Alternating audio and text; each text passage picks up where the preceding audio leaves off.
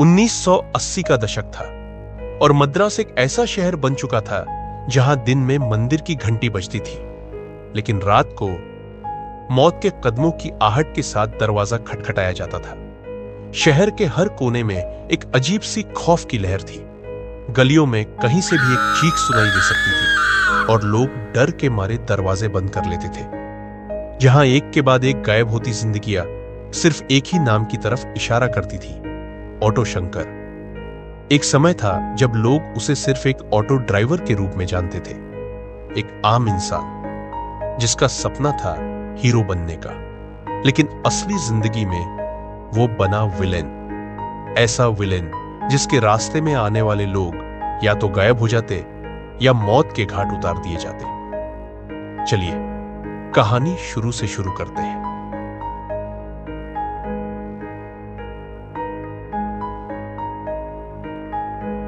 एक 1955 से 1974 बचपन और सपना कहानी शुरू होती है 1955 से। तमिलनाडु के वेल्लोर जिले के एक छोटे से गांव में जन्मा एक लड़का जिसका नाम रखा गया गौरी शंकर। वह एक ऐसे परिवार में पैदा हुआ जहां हर नया दिन एक नई परीक्षा बनकर सामने आता था। चारों तरफ तंगी थी, जीवन में हर वक्त एक संघर्ष सा था। पिता ने तो बचपन में ही साथ छोड़ दिया था और मां, उसने अकेले ही मां भी बनकर पाला और बाप भी बनकर संभाला। फिल्मों का वो इतना दीवाना था कि तंगी होने के बावजूद भी वो मां के स्टील के डिब्बे से पैसे चुराकर सिनेमा देखने का शौक पूरा कर लेता था। लेकिन उसकी पसंद हीरोज नहीं, विलेन होते थे। जब दूसरे बच्चे रजनीकांत और एमजीआर के पोस्टर इकट्ठा करते थे, शंकर गब्बर और एंथनी के डायलॉग दोहराता था। सिनेमा देखते देखते एक दिन उसने सपना देखा, मद्रास जाकर बड़ा नाम कमाना है। नाम, पैसा, रुतबा सब चाहिए था, पर कैसे मिलेगा ये उसने अभी तक सोचा नहीं था।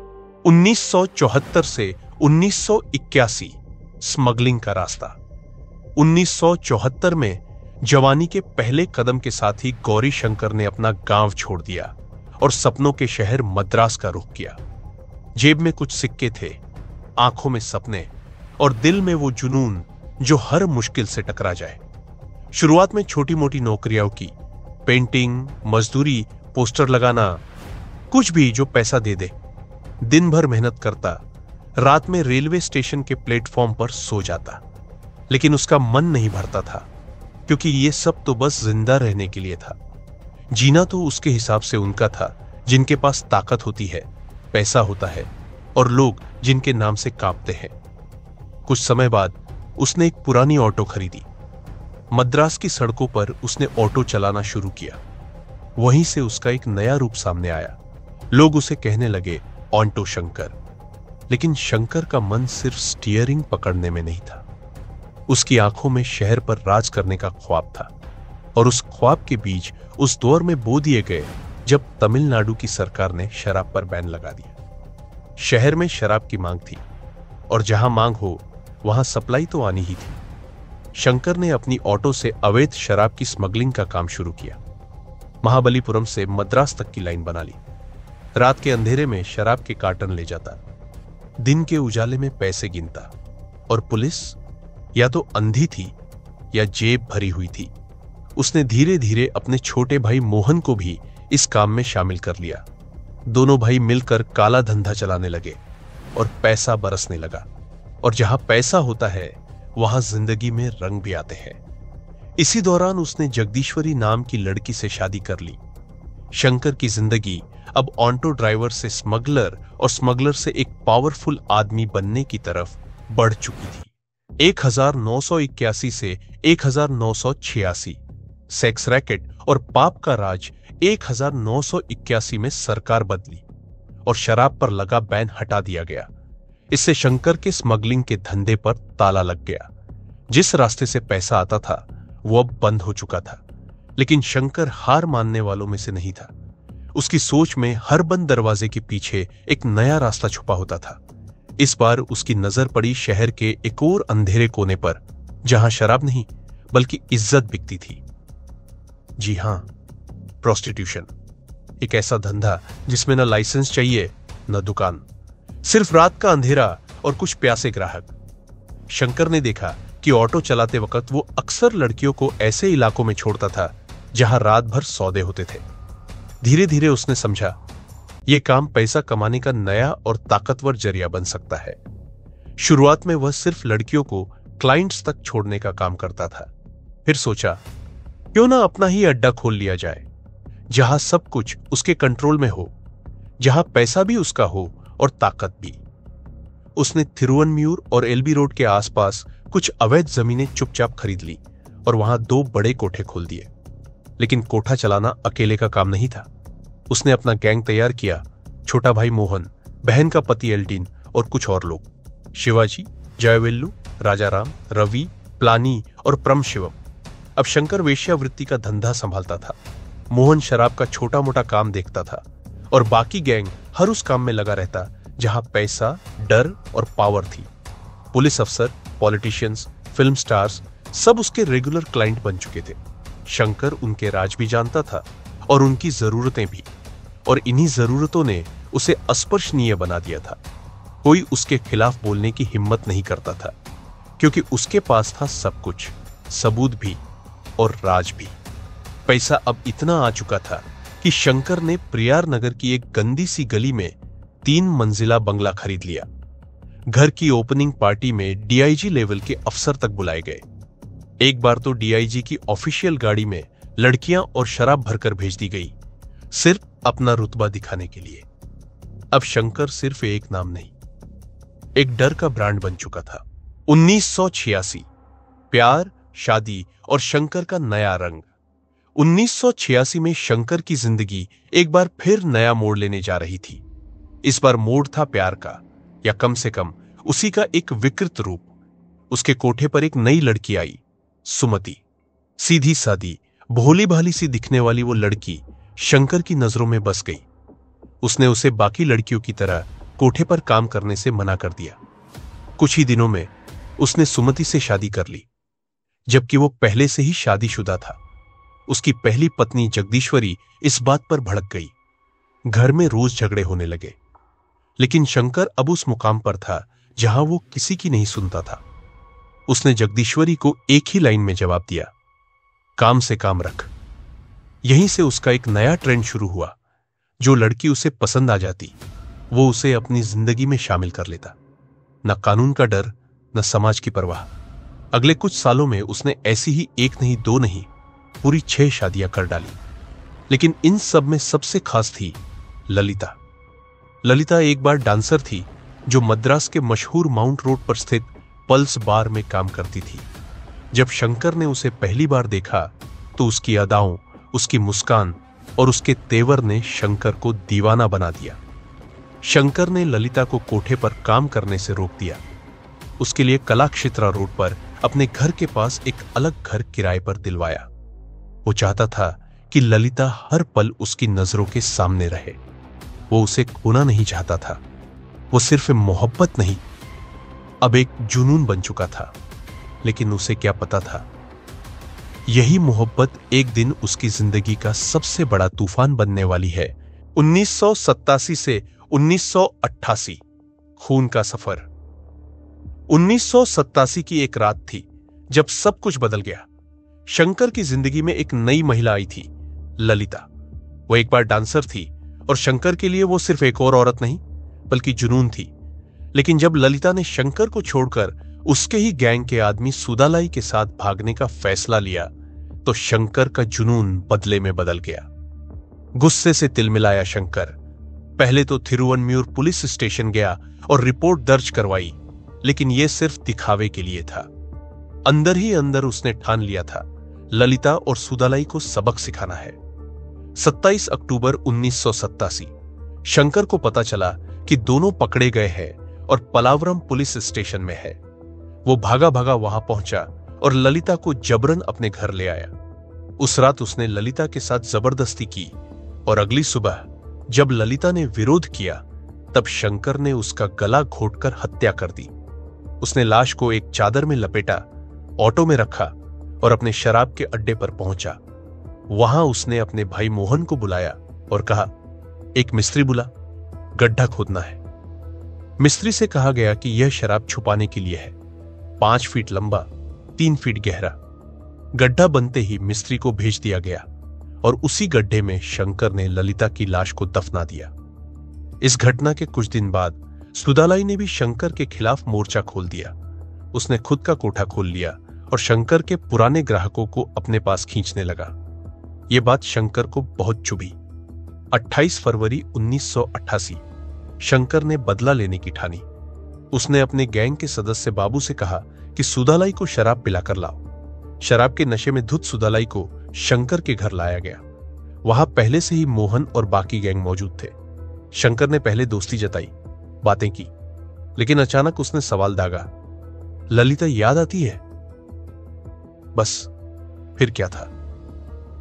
अचानक शंकर और उसके साथियों ने मिलकर सुदालाई का गला घोंट दिया।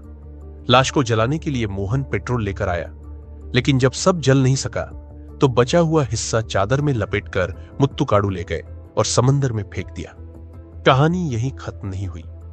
सुदालाई का दोस्त रवि, जो पहले से ही शक में था, शंकर के घर आया और उसे धमकी दी, अगर तुमने मुझे एक ऑटो नहीं दिलवाया तो मैं सबको बता दूंगा कि ललिता और सुदालाई को किसने मारा है। यह सुनते ही शंकर, मोहन और एल्डिन ने रवि का भी वही हाल कर दिया। उसकी भी हत्या हुई और लाश को दफन कर दिया गया। जब रवि की मां ने ढूंढना शुरू किया तो मोहन ने एक झूठी चिट्ठी लिखी, मैं मुंबई गया हूं काम की तलाश में। इस बहाने से उसकी मां को चुप करा दिया गया। 3 हत्याएं, कोई सबूत नहीं, और मद्रास की जमीन के नीचे दफन थे वो राज जो अब बाहर आने वाले थे। 1988 से 1990 एसआईटी, डायरी और जेल ब्रेक। 1988 का साल आते आते मद्रास के माहौल में कुछ अजीब सा बदलाव आने लगा था। शहर के अलग अलग हिस्सों से लड़कियां एक के बाद एक गायब होने लगी। कोई स्कूल से लौटते समय गायब हो जाती तो कोई सिलाई सेंटर से वापस नहीं आती। किसी की बहन, किसी की बेटी, लेकिन सबसे बड़ी बात, न कोई चश्मदीद था, न कोई सुराग। मीडिया ने इस पर जोरदार रिपोर्टिंग शुरू कर दी। अखबारों में हेडलाइंस छपने लगी, मद्रास में लड़कियां लापता, पुलिस लाचार। जनता गुस्से में थी। प्रदर्शन शुरू हो गए। अब पुलिस भी हरकत में आई। मामले की गंभीरता को देखते हुए डीआईजी जफर अली के नेतृत्व में एक एसआईटी, स्पेशल इन्वेस्टिगेशन टीम बनाई गई और यहीं से इस कहानी का सबसे बड़ा खुलासा शुरू होता है। एक रात की बात है। शांति नाम की एक लड़की जो सिलाई सेंटर से लौट रही थी, अचानक एक ऑटो उसके पास आकर रुका। ऑटो से एक नकाबपोश आदमी उतरा और उसे अंदर खींचने की कोशिश करने लगा। शांति ने जोर जोर से चीखना शुरू कर दिया। उसकी आवाज सुनकर आसपास के लोग दौड़ पड़े। नकाबपोश डर के मारे भाग निकला। जब पुलिस को इस घटना की जानकारी मिली और लोगों से पूछताछ की गई तो ऑटो की जो पहचान सामने आई वो बिल्कुल ऑटो शंकर की ऑटो से मेल खाती थी। अब शक की सुई सीधे उसी पर टिक गई, लेकिन पुलिस के पास अब भी कोई ठोस सबूत नहीं था। तभी एक और मामला सामने आया। कुछ महीनों पहले एक व्यक्ति की हत्या हुई थी और उसकी पत्नी ने थाने में कई बार शिकायत की थी, लेकिन कार्रवाई नहीं हुई।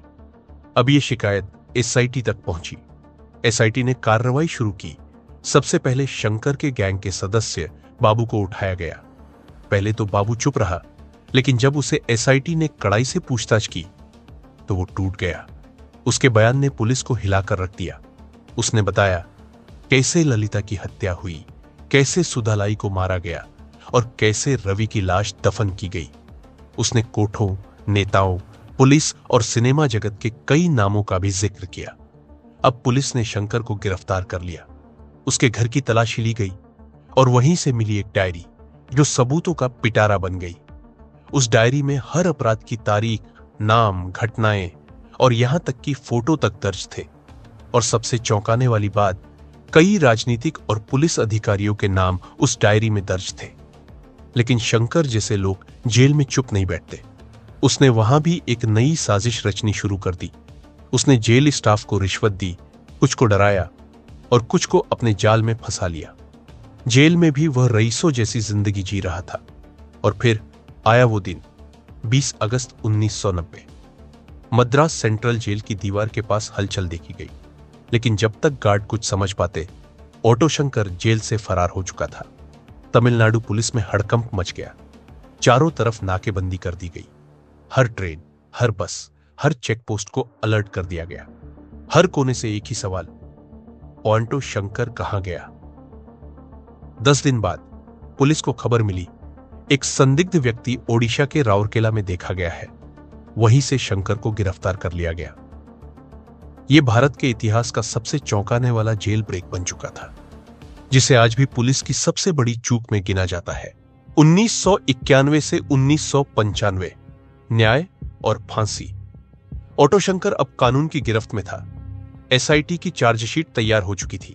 सबूत पक्के थे, डायरी, गवाह, कबूलनामे और पुलिस रिकॉर्ड। 1991 में मामला चेंगलपट्टू सेशंस कोर्ट में पहुंचा। सुनवाई के दौरान शंकर शांत रहता। उसकी आंखों में न पछतावा था, न ही डर। शायद उसे अपने अंजाम का अंदाजा पहले से था।